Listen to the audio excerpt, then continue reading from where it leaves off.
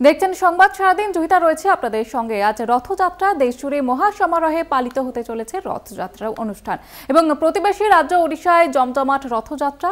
জগন্নাথ, বলরাম, সুভদ্রা নিজের মাসির বাড়ি যাবেন এবং সেই উপলক্ষে 7 দিন আগে থেকেই কিন্তু শুরু হয়ে গিয়েছে প্রস্তুতি।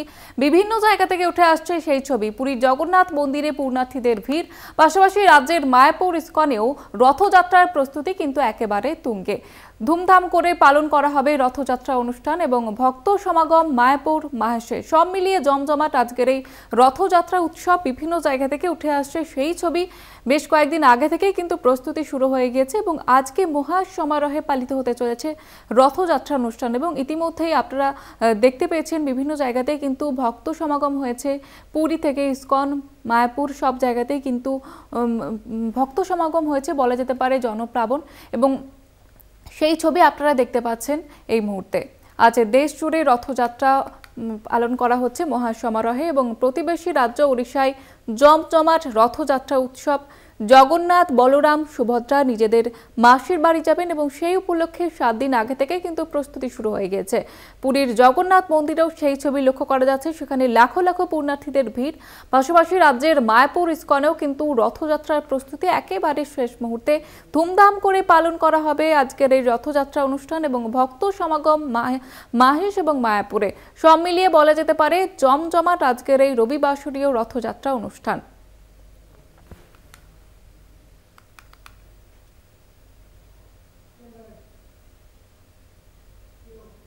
পূর্ব বর্ধমানের জামালপুরে সালিশি সভার নামে তৃণমূল নেতার দাদাগিরির অভিযোগ। সালিশি সভায় যোগ না দেওয়ায় বৃদ্ধ দম্পতিকে মারধরের অভিযোগ করছে।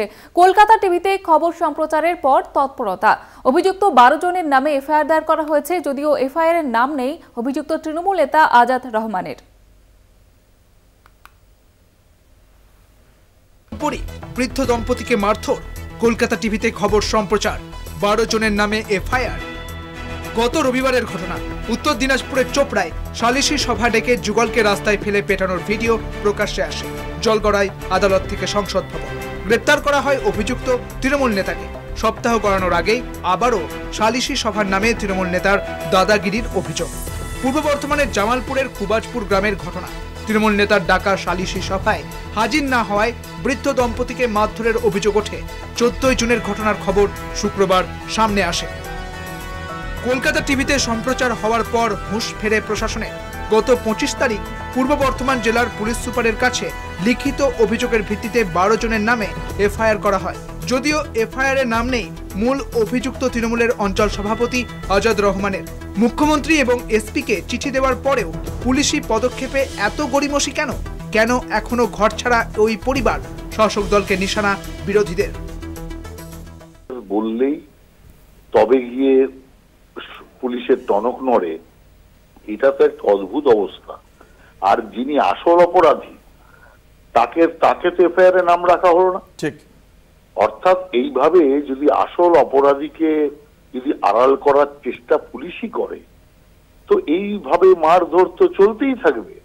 সেই কারণে আমি মনে করি যে এই সমস্ত ঘটনার পেছনে সরকারের এক তো হচ্ছে ভোট নীতি আর সাম্প্রদায়িক নীতি হচ্ছে দায়ী।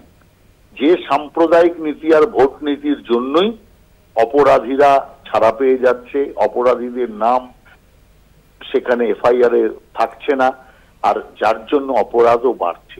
যতক্ষণ পর্যন্ত নিরপেক্ষ হয়ে স্বতঃপ্রণোদিত হয়ে পুলিশ কাজ না করবে, ততক্ষণ পর্যন্ত এই জাতীয় অবস্থা আরো দাবানলের মতো ছড়াতে থাকবে।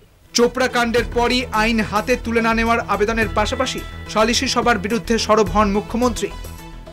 মুখ্যমন্ত্রী বারবার করে বলছেন যে কেউ আইন হাতে তুলে নেবেন। ইতিমধ্যেই কলকাতার মহানগরী ফিরাদ হাকিম সাংবাদিক সম্মেলন করেও বলেছেন যে এই ধরনের প্রবণতা সমাজের জন্য অত্যন্ত মারাত্মক ক্ষতিকর। আমরা দর্শহীন ভাষায় বলছি, যে বা যারাই এই ধরনের কাজে মদত দেবেন, দলের রং না দেখে, রাজনীতির রং না দেখে তাদের বিরুদ্ধে পুলিশ অ্যাকশন নেবে। এবং ইতিমধ্যে 12 জনের নামে এফআইআর হয়েছে। যদি দেখা যায় যে আর কেউ তার মধ্যে অভিযুক্ত জড়িত আছেন, কেউ রেয়ার পাবেন না। Nobody will be fair. কারণ এটা মমতা বন্দ্যোপাধ্যায়ের প্রশাসন, এটা দলের রং দেখে কাজ করবে না, সেই বার্তা ইতিমধ্যে জননেত্রী। বারবার বিভিন্ন জেলায় সালিশি সভার নামে দাদাগিরিতে দলীয় নেতাদের নাম জড়িয়ে যাওয়ায় অস্বস্তি বাড়ছে শাসক দলে। চন্দন সেনগুপ্তের রিপোর্ট, কলকাতা টিভি।